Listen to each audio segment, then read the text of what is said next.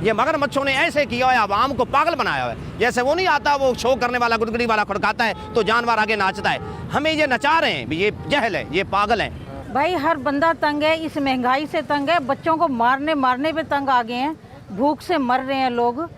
गरीब आदमी की पहुंच से हर चीज़ दूर कर दी है। इंडिया में प्याज इधर 250 रुपये बिक रहा है, उधर प्याज जो है वो 25 रुपये, 40, 50, 25 प्याज बिक रहा है। 200 रुपये मटर दे रहे हैं, कोई मटर की औकात है? गरीब आदमी तो पाव मटर लेके बच्चे को रोटी नहीं खिला सकता। मैं साबुन ले रहा हूँ, उस पर भी GST दे रहा हूँ, माचिस की डब्बी ले रहा हूँ, उस पर भी GST दे रहा हूँ, बच्चों की स्कूल दे रहा हूँ, उस पर भी GST दे रहा हूँ। हमारी तो ये टैक्स दे दे के हम तो हमारी तो सोच ही ख़त्म हो गई है।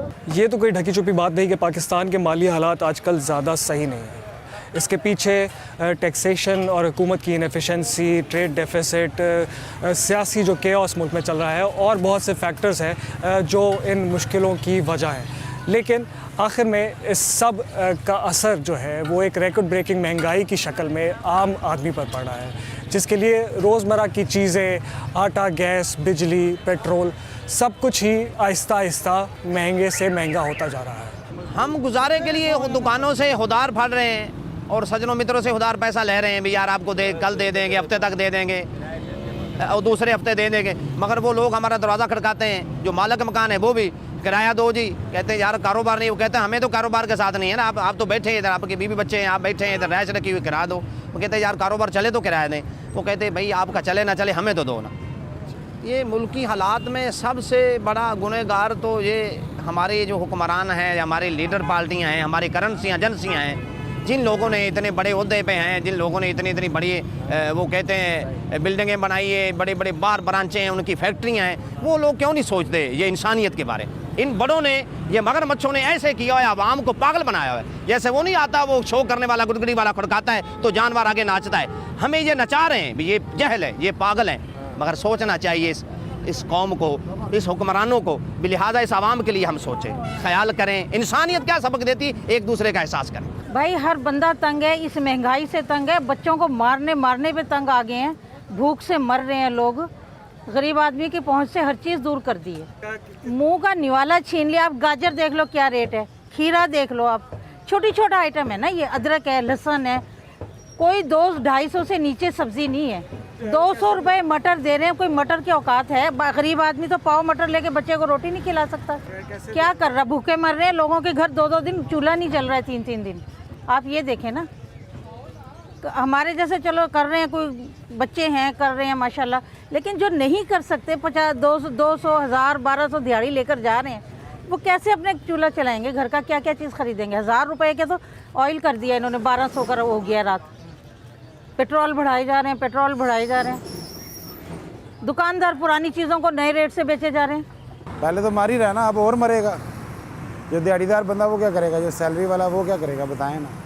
बर्दाश्त क्या करना है, मसलन कि वो अब यही है ना, मर आके गुजारा करना, इन चीज़ों के अलावा गुजारा भी नहीं है। जहाँ जो 300 का करता था वहाँ वो 150 का करेगा, या किसी को लूटेगा या खुदकुशी करेगा, यही कुछ ही होगा। ऑलरेडी तो ये काम हो ही रहे हैं पहले ही। जिम्मेदार ये सारी हुकूमतें हैं, चाहे PTI है, चाहे दूसरे वाले हैं या नून लीग है, सब जिम्मेदार। आवाम को बस माड़े बंदे को मार रहे हैं। बैरोक्रेट ठीक है। वो मुझे ना बड़ों की बातें बड़ी अच्छी लगती हैं माशाल्लाह, कि रिज़्क़ अल्लाह पाक की ज़ात देती है। यकीन करें, मैं कहता हूँ कि जो बंदा रिज़्क़ हलाल कमा के बच्चों को खिलाता है ना, आजकल उसके लिए भी ये बात सोचनी मुश्किल हो गई है कि यार कहाँ से अल्लाह भी देगा। कुछ करेंगे किसी का तो कोई देगा ना हमें। दुनिया में घूम पे देख लो, इतनी महंगाई कहीं है नहीं है यार। वो मैं नेट पे उस दिन बयान सुन रहा था, ये वाघे बॉर्डर की तरफ से, वो बंदे ने वीडियो बना के सेंड की है। वो कह रहा है इधर 150 रुपये आटा किलो है, मिल नहीं रहा, इधर आओ यहाँ पे 25 रुपये किलो आटा है, यहाँ पे आलू 80 रुपये किलो तक गए हैं। वो बता रहा है इधर 15 रुपये किलो आलू है इंडिया में। प्याज इधर 250 रुपये बिक रहा है, उधर प्याज जो है वो 25 रुपये, 40, 50, 25 प्याज बिक रहा है। तो क्या होना चाहिए यार, कि वही बात आ गई कि आजकल तो खाना भी 2 टाइम का ना बहुत मुश्किल, बहुत ही मुश्किल हो गया। हम जी मजदूरी करते हैं यहाँ पे, अड्डों पे मतलब आ जाते, कभी दिहाड़ी लगती कभी नहीं, हफ्ते में एक आधी लग जाती है, तो रेंट पे रहते हैं, बच्चे पढ़ते हैं, तो बहुत मुश्किल हालात हैं, पैसा खाने के लिए नहीं है। ये देख रहे हैं, ये अड्डे से लेके जाते हैं घर में, तो इनसे सारा गुजारा चल रहा है। मांगने वाले बने हुए हम, कभी यूं भाग रहे, कभी यूं भाग रहे, बंदा है नहीं उलझाने वाला। ज़िंदगी का ये असर पड़ा है कि मैं तकरीबन हमारी फील्ड के बंदे तकरीबन 10 से 12 घंटे ऑन रोड रहते हैं, ठीक हो गया। और जो ग्राउंड रियलिटी है उसको हमें करीब से देखने का मौका मिलता है, ना कि कोई इस्लामाबाद वाले ऑफिस के अंदर रह के।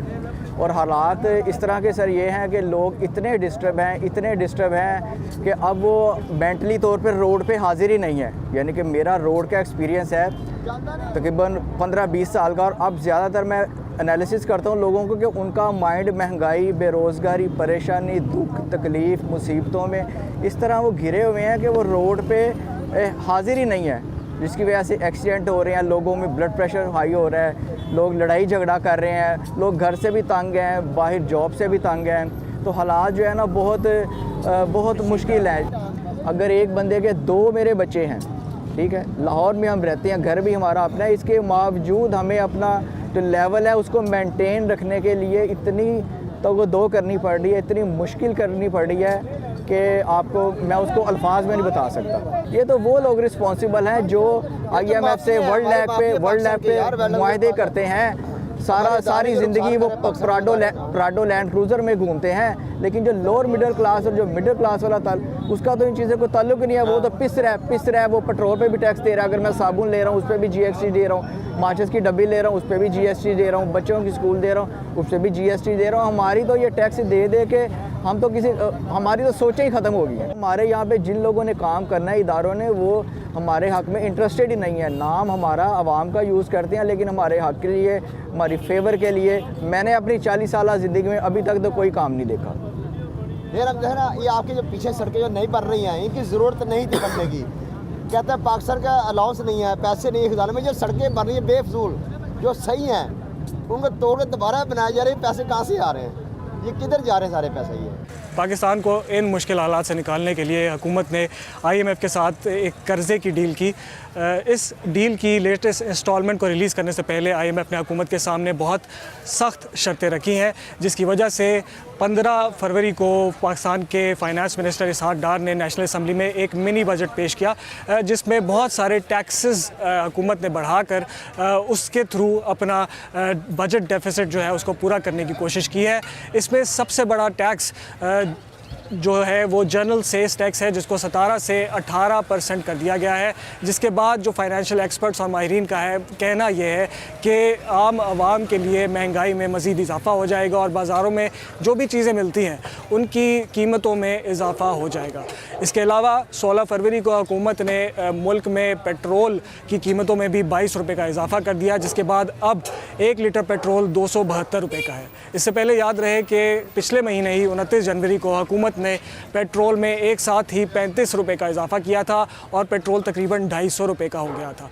पेट्रोल की कीमतों से भी रोज़मर्रा की अशिया की, रोज़मर्रा की चीज़ों की कीमतों का डायरेक्ट लिंक है और इन सब चीज़ों का और इन सब टैक्सेशन और कीमतों के बढ़ने के बाद अब जो इस महंगाई का बोझ है वो एक्सपर्ट्स का कहना यह है कि सिर्फ़ और सिर्फ आवाम के कंधों पर पड़ेगा और शायद हुकूमत को IMF से कर्ज़ा तो मिल जाए, लेकिन ये महंगाई ये अभी जल्दी ख़त्म नहीं होगी।